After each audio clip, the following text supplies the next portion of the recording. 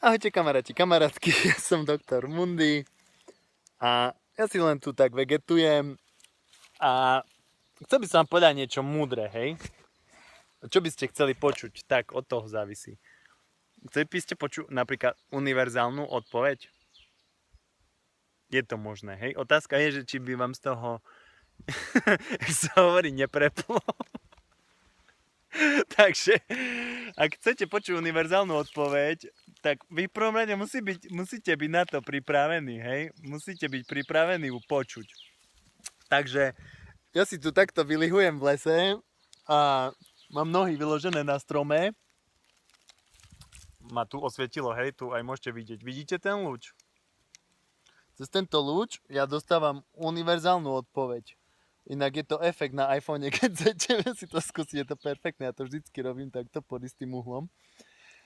No a chcel som vám to povedať, ale či by som vás nepripravil o krásu tej cesty. Tú krásu toho života, ktorý si môžete vychutnávať vy každý svojou vlastnou jedinečnou cestou. Vlastnou zbierkou zážitkov, hej?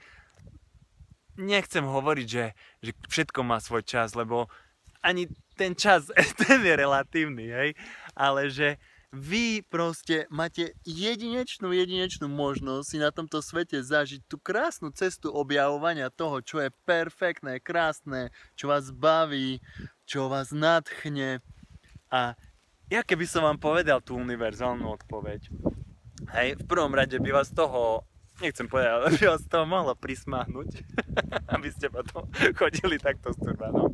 A v druhom rade, ja by som vám zobral tú krásnu cestu, ktorú si môžete nájsť len vy a len vtedy si ju budete vážiť, keď skutočne si ňou prejdete vy. Takže pokiaľ chcete počuť univerzálnu odpoveď na všetko, tak počúvajte seba, hej? Počúvajte seba a možno tam raz dojdete, hej? A potom si pustíte to video, možno práve toto a si poviete, ty vole, ten Mundy, ten mal pravdu. Hej? Ale nejde o to, že kto má pravdu. Ide o to, že máte v tomto živote len jeden život. Nebáme sa o reinkarnáciách, hej? Proste prenášanie zodpovednosti do ďalších reinkarnácií, ja to osobne neuznávam. To je môj názor, hej? Kto to uznáva, nech si prenáša, ale nikoho nenútim, ale ja vám poviem, ja idem vám príkladom. Žite tento život plnohodnotne, nepočúvajte takých všelijakých šáškov ani v telke, ani na YouTube.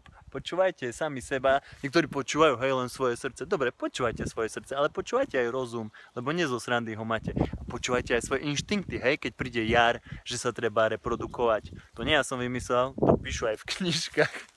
Takže